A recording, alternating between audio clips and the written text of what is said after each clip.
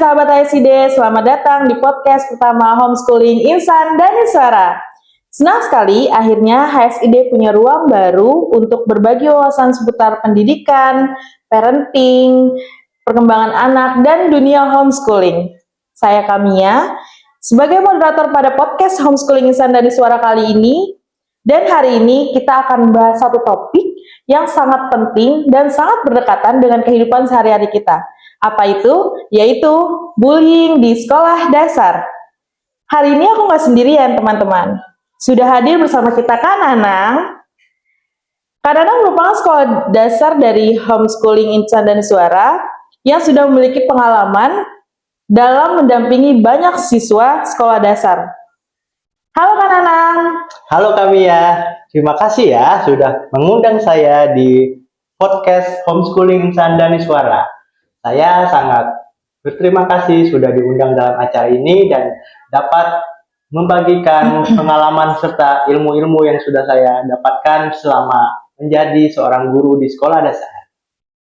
Kami juga senang banget nih Kak, karena tema bullying kali ini penting untuk dipahami baik oleh siswa, guru, maupun orang tua. Baik Kak, kita mulai dari yang paling mendasar dulu ya Kak. Baik. Dari pengalaman Kak Nanang sendiri mengajar, bentuk-bentuk bullying apa sih yang pernah ada di sekolah dasar? Oke Kamia, bentuk bullying dari yang biasanya ada di sekolah dasar itu, khususnya di sekolah formal ya Kak, itu ini kita kategorikan dulu ya menjadi 3 kategori, yaitu bullying verbal, non-verbal, dan sosial. Apa aja sih dari ketiga itu? Nah, yang pertama dulu. Pertama itu ada bullying verbal, atau yang paling sering, yang paling mudah itu seperti misalkan kita main ejek-ejekan nih Kamia. Kayak misalkan si ini hitam, si ini apa dan apalah itu ya, itu bisa kita kategorikan sebagai bullying verbal, sedangkan bullying non verbal itu biasanya dilakukan melalui kontak fisik kami ya, seperti memukul, menendang, mencubit, atau bahkan yang lainnya yang sangat-sangat ekstrim tentunya ya biasanya. Dan yang ketiga itu ada bullying sosial. Ini mungkin sedikit lebih bahasanya ya, mungkin sedikit lebih rumit untuk anak sekolah dasar, karena ini tuh konsepnya tuh jadi anak itu dijauhi secara tidak langsung. Kayak misalkan ada anak-anak main, ya kan, mainnya itu berkelompok mereka, tetapi ada juga anak yang nggak diajak ke dalam kelompok mereka ini, nggak diajak main, nggak diajak ngobrol, dan nggak diajak gabung dalam kelompok belajar dan lain-lain sebagainya. Yang paling sering muncul itu ada di bullying yang verbal biasanya. Bullying verbal itu mungkin udah sering, bahkan nggak jarang ya kita lihat di anak usia sekolah dasar. Karena memang pada dasarnya anak-anak itu sering sekali ataupun senang untuk saling mengejek tentunya. Walaupun terkadang memang ada yang konsepnya itu mereka itu bercanda ataupun nggak sengaja dalam mengejeknya. Gitu kan ya. Baik, luar biasa penjelasan dari Kak Nanang ya guys. Di usia sekolah dasar ini terkadang mereka masih tidak dapat membedakan mana tindakan bullying atau mana tindakan bercanda. Nah, biasanya pada saat kita tanya pada anak-anak tersebut, kenapa kamu seperti ini gitu kan. Nah, maka mereka akan menjawabnya itu cuma bercanda kok, gitu kan ya Kak. Yeah. Nah, terkadang yang mereka anggap bercandaan itu sudah masuk ke dalam perbullyingan gitu. Jadi di mana memang tindakan tersebut seharusnya tidak pantas untuk dibuat hal yang bercanda. Nah, kalau menurut Kak Nanang setelah tadi penjelasan yang dibedakan menjadi 3 itu, menurut Kak Nanang bagaimana sih membedakan bullying yang seharusnya memang bullying atau bercandaan yang berlebihan? Oke, kita mulai dari membedakannya dulu. Cara membedakannya itu yang paling mudah ya Kamia ya. Paling mudah itu kita bisa lihat dulu dari sisi pertemanannya mereka. Mereka ini misalkan ada anak A dan anak B. Nah, mereka ini anak A dan anak B ini setiap harinya itu sering main bareng atau tidak nih Kamia, anak A dan anak B. Kalau memang anak A dan anak B ini sering main bareng, ya itu bisa kita simpulkan bahwa misalkan mereka saling ejek gitu ya Kamia ya, itu bisa kita simpulkan bahwa mereka bukan sedang bullying, melainkan sedang bercanda, karena memang konsepnya anak A dan anak B ini sudah dekat dari sananya, atau bisa kita katakan sebagai bestie atau sahabat atau dan lain-lain bahasa lainnya begitu. Kalau untuk misalkan ada yang misalkan anak A dan anak B ini nggak dekat sama sekali nih kami ya, hari-harinya nggak pernah main bareng, nggak pernah ngobrol bareng, nggak pernah apa-apa bareng gitu istilahnya, itu bisa kita bilang kalau tiba-tiba nih si anak A ngejek anak B ataupun mukul atau mengasingkan dia, itu bisa kita katakan sebagai bullying, karena memang pada dasarnya anak A dan anak B-nya itu tidak dekat satu sama lain hari-harinya. Jadi di kelas itu nggak dekat dan tiba-tiba tuh dia ngejek, mukul atau mengasingkan teman-temannya, itu bisa kita katakan bullying, begitu kan ya. Betul Kak, saya setuju juga terkait pendapat Kak Nanang terkait bullying di sekolah dasar ya. Apalagi memang pada dasarnya kita sebagai guru memang harus tahu dulu ya Kak. Betul. Bagaimana anak itu bersosialisasi, bagaimana anak itu berteman, terus seperti apa mental anak tersebut, seperti apa perlakuan anak tersebut kepada orang lain gitu.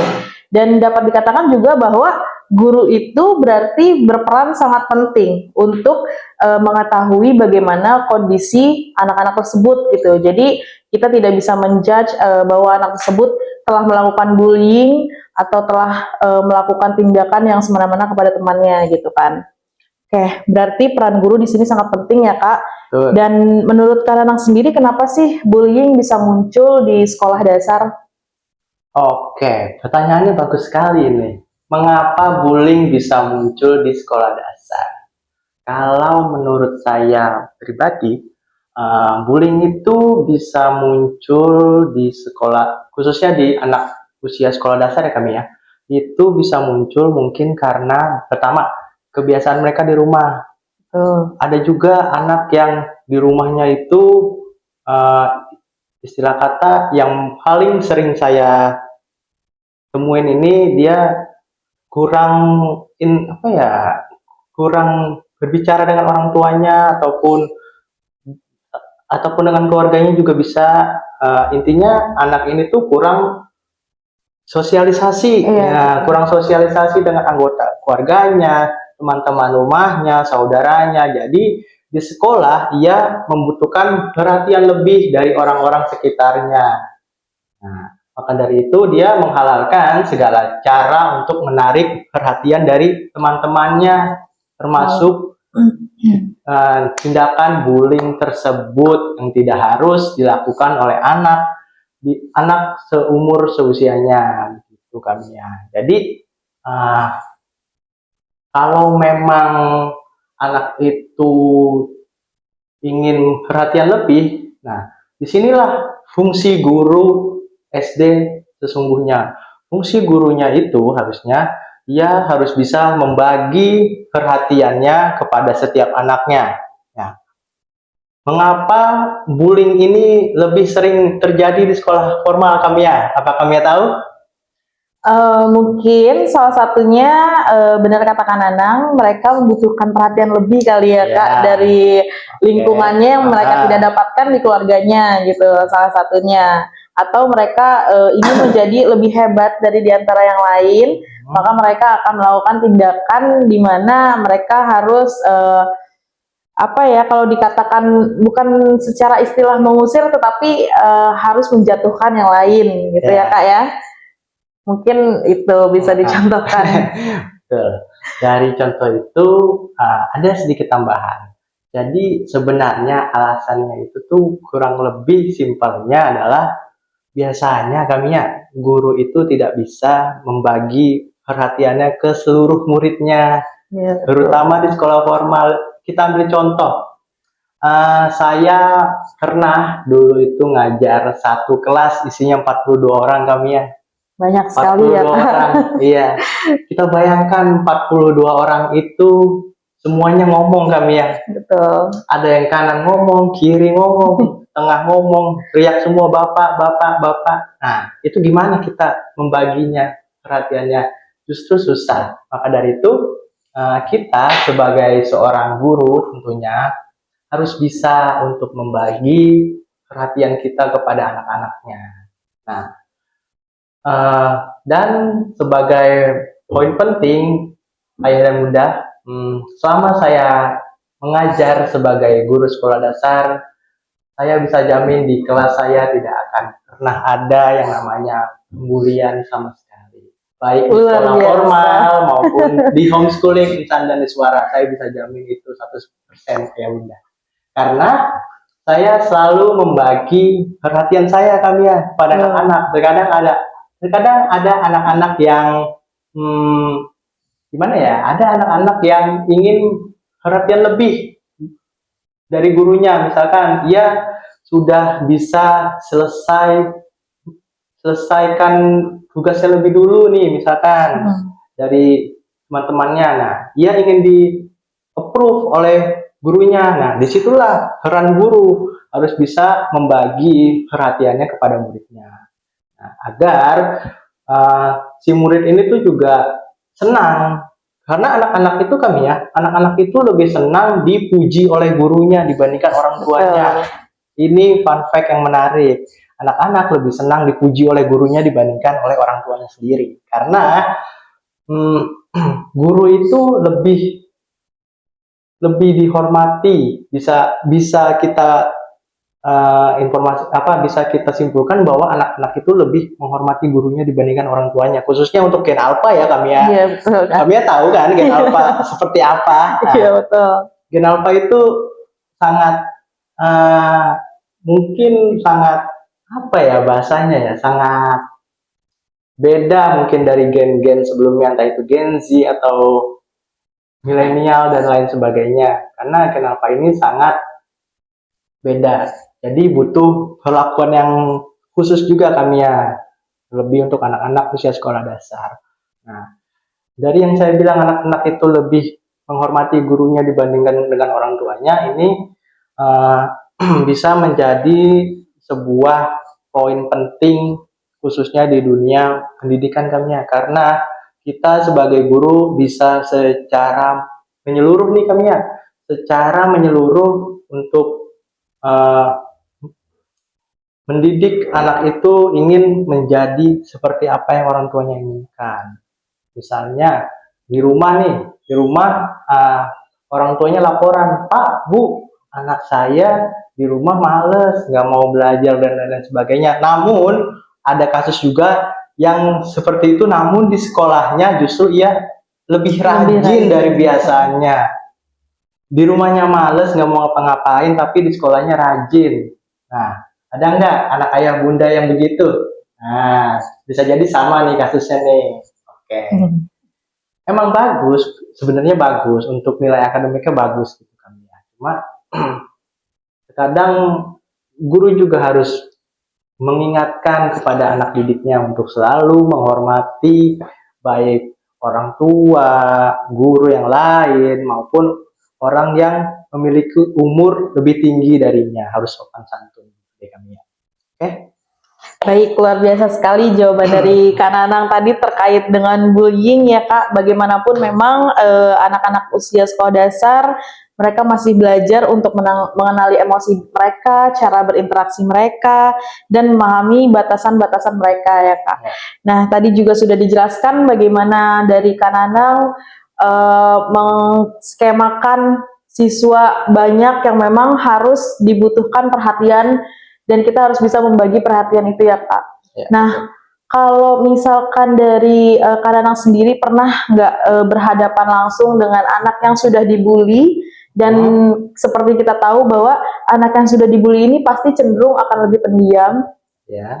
tidak terbuka, dan biasanya bagaimana Kak Nanang sebagai yang mempunyai background PGSD ya, yang menangani anak-anak sekolah dasar itu mengajak mereka kembali untuk ceria kembali dan apa ya namanya membuat mereka itu mau bersosialisasi kembali, karena kan kebanyakan anak-anak bullying ini ketika mereka sudah terkena dampak terhadap bullying itu sendiri, mereka tidak akan terbuka gitu kan, dan sulit untuk apa namanya membuat mereka itu bersosialisasi kembali. Dan tips dari Kak Nanang ini sebagai guru SD tentunya di homeschooling Insan Dani Suara ini, bagaimana sih tipsnya untuk membuat mereka itu semangat kembali untuk bersosialisasi?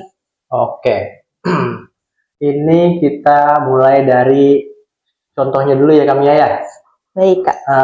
Saya ini kasus mungkin 2 tahun lalu mungkin saat saya ngajar di salah satu sekolah dasar negeri yang ya nggak usah disebut ya kayak daerahnya ya. Nggak usah. Oke. Jadi di sekolah ini tuh walaupun negeri kami ya, walaupun negeri itu emang anak-anaknya itu rata-rata anak orang kaya kami ya. Betul. Saya pun kaget jujur waktu pertama kali ngajar nih kami ya, jujur kaget. Saya iseng nanya kami ya, kamu jajan sehari berapa sekolah? Ada yang 50.000, 100.000, 25.000. Nah, waktu saya ke kantin kami ya, itu jajanannya ternyata tidak ada yang di bawah 10.000 kami ya. Baik. Di atas 10.000 semua justru. Saya yang gajinya tidak seberapa itu sangat meronta-ronta melihat harga itu kami ya. Oke.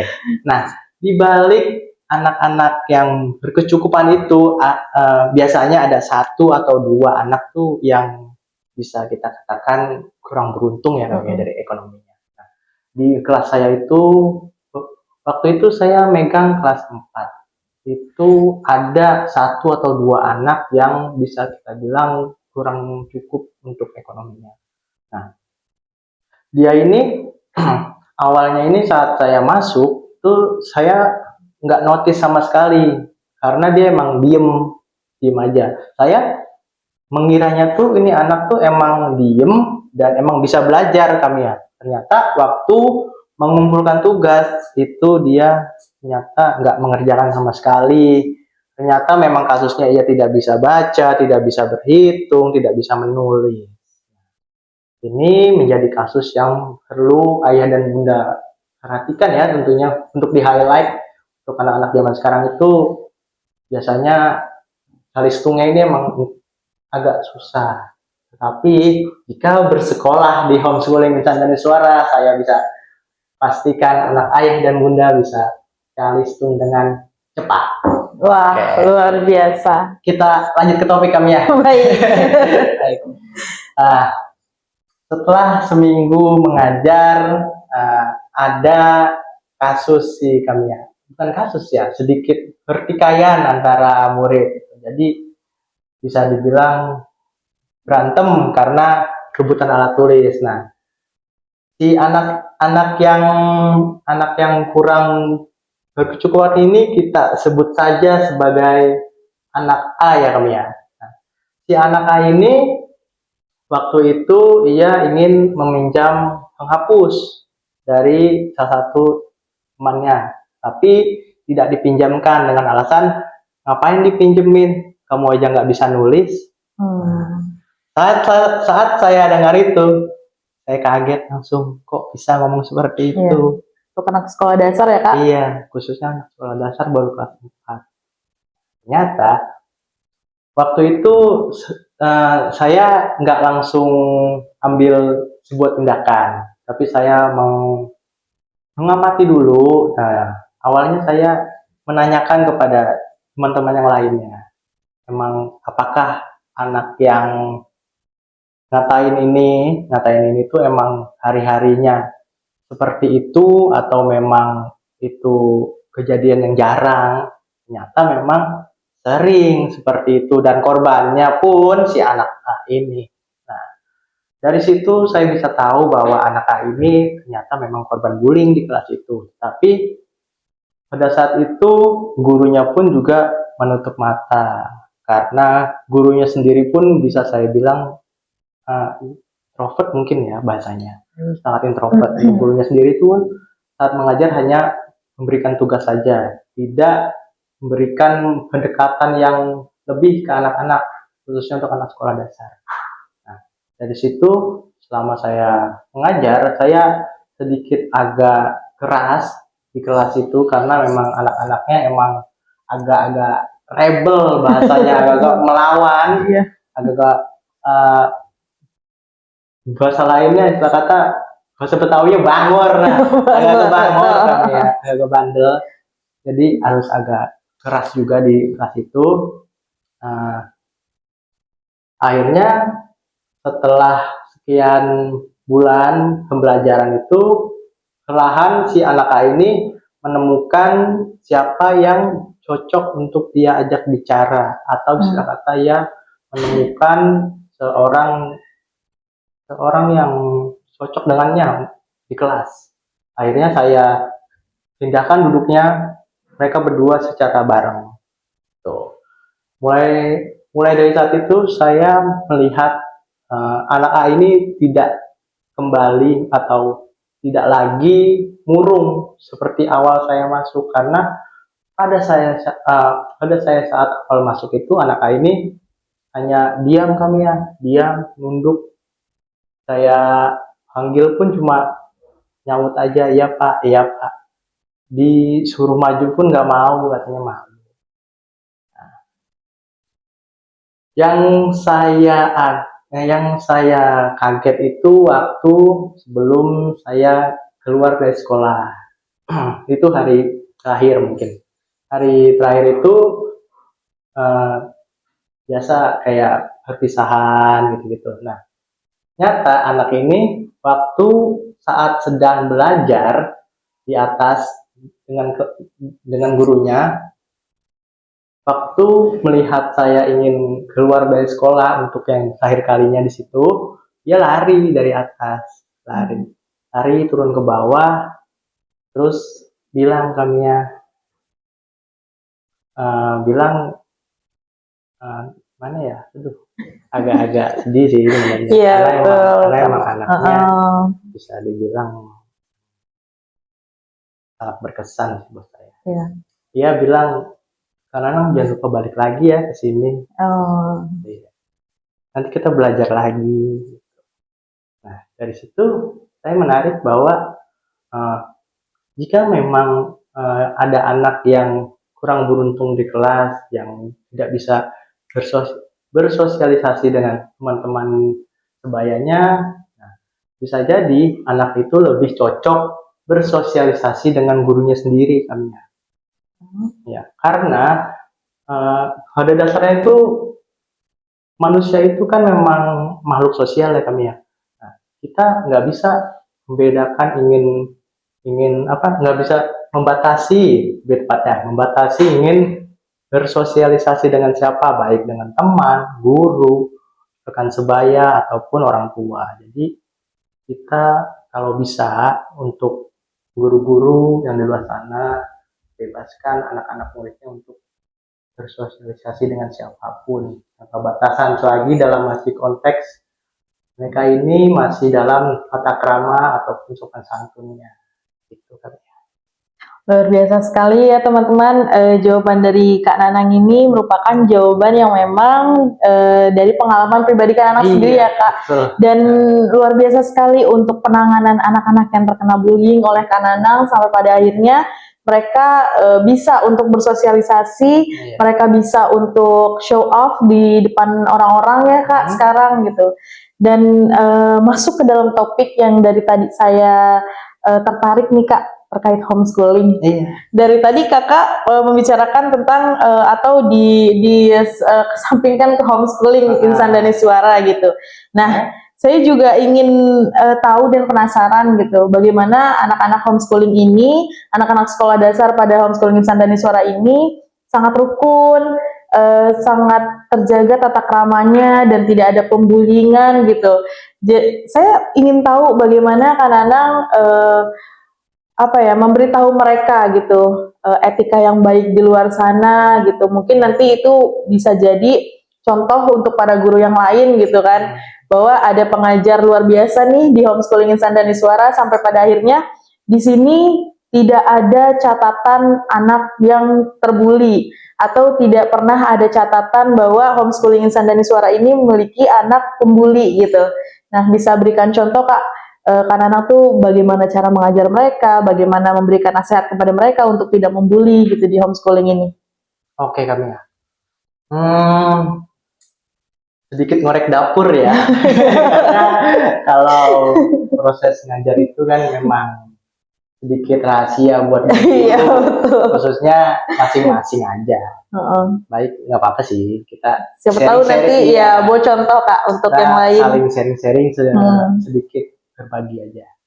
Baik, kalau saya di kelas tuh terlepas dari apa yang saya bilang, kalau di kelas saya itu tidak akan pernah ada yang namanya pembulian.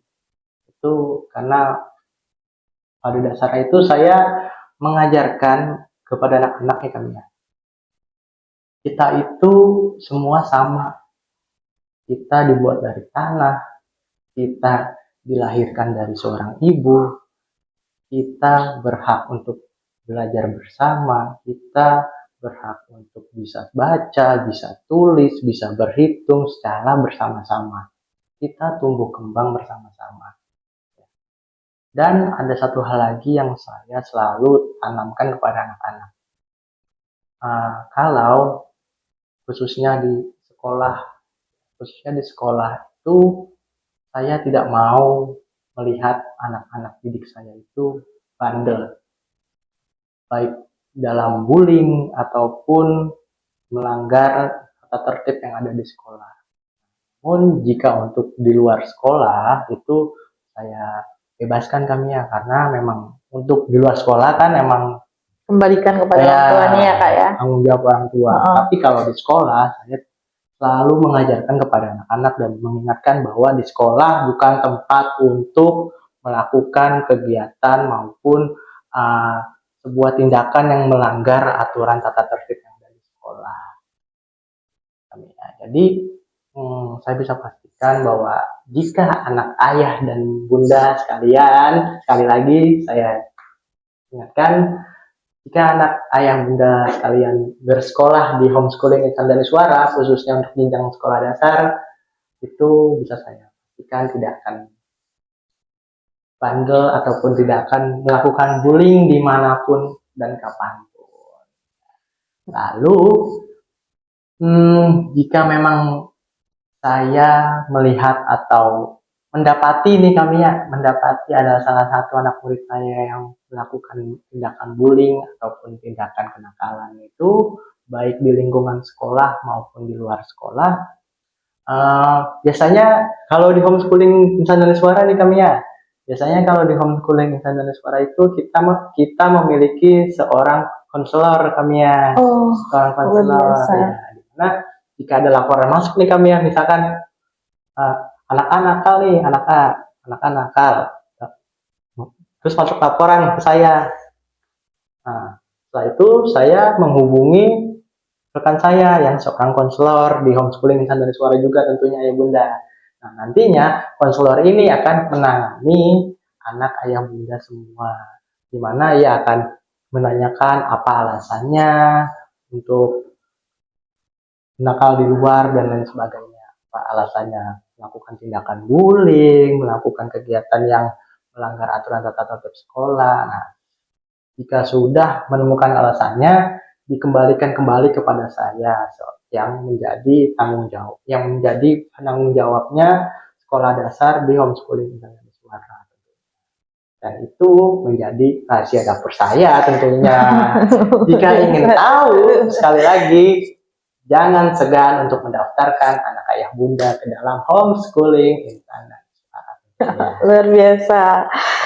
Baik ayah bunda, jangan lupa jika ayah bunda ingin anaknya terbebas dari bullying dan mempunyai tata krama yang baik, di sini ada tutor kebanggaan homeschooling insan dan suara yang berdasarkan backgroundnya memang sudah ada pada PGSD dan bisa menangani kasus-kasus tersebut.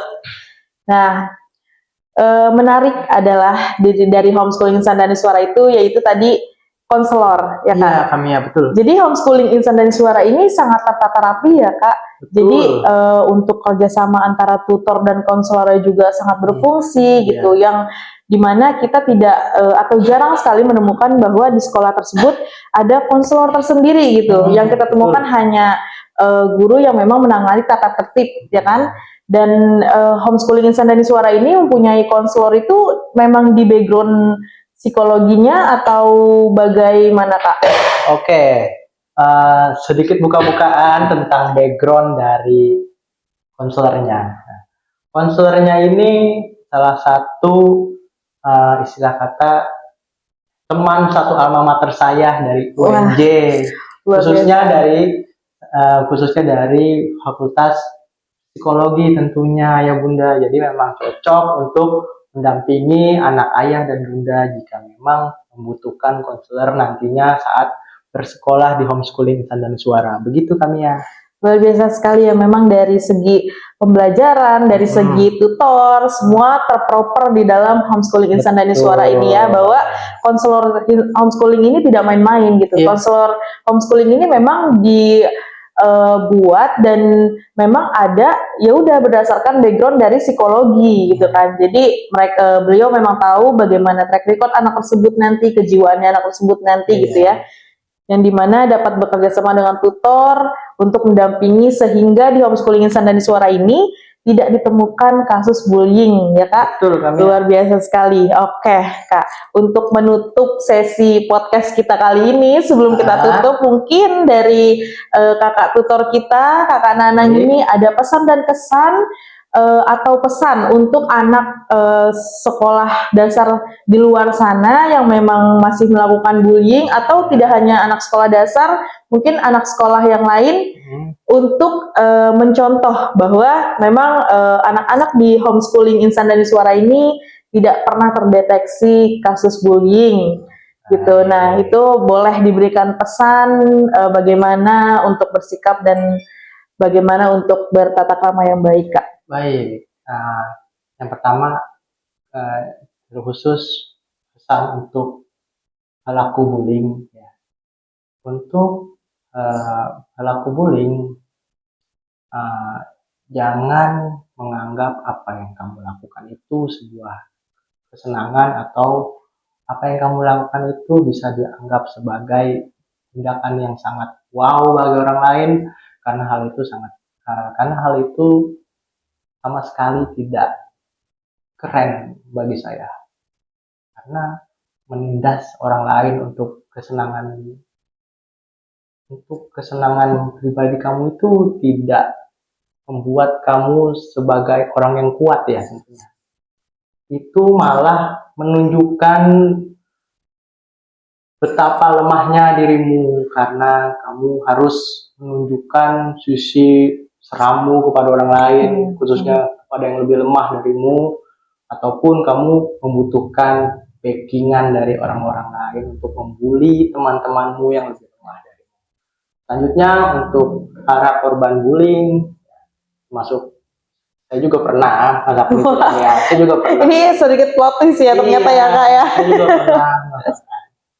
Untuk sesama korban bullying, kita sama-sama kuat, tenang aja, karena kalian akan menemukan di mana momen akan bertemu seorang yang akan menemani kalian di masa-masa sulit.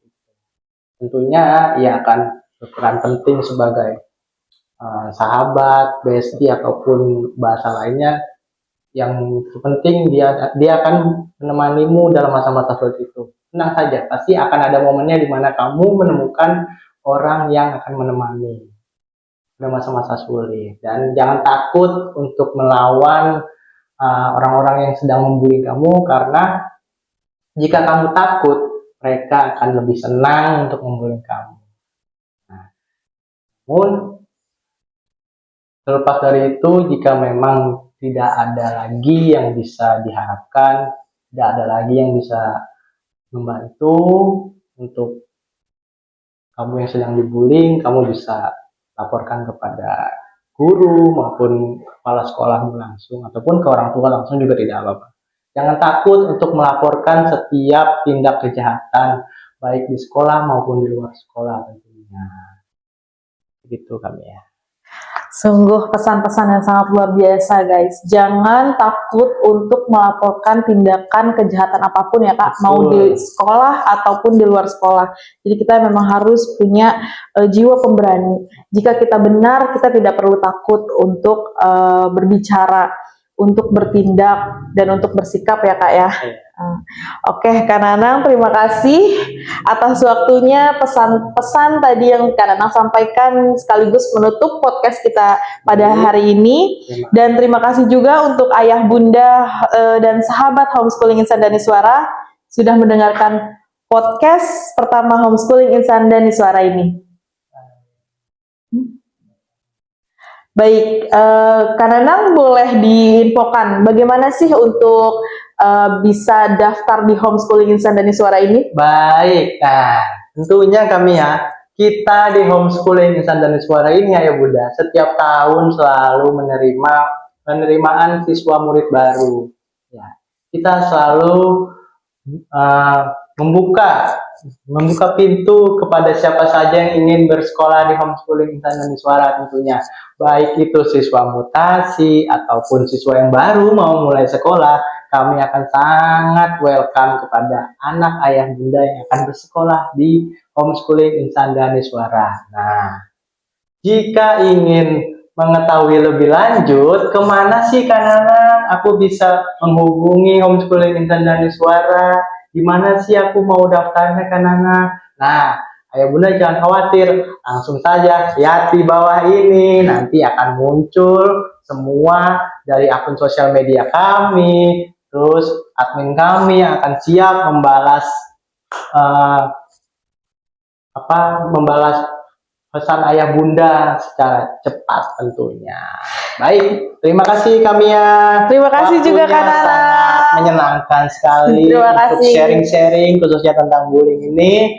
Semoga next kita bisa mengangkat sebuah bahasan yang lebih menarik lagi. Betul, tentunya. betul. Jangan lupa Homeschooling Insan Daniswara ini akan ada episode selanjutnya terkait podcast Homeschooling Insan Daniswara. Dan Homeschooling Insan Daniswara ini punya slogan ya Kak? Baik. Bagaimana kita mempraktekkan slogannya? Oke, Homeschooling Insan Daniswara.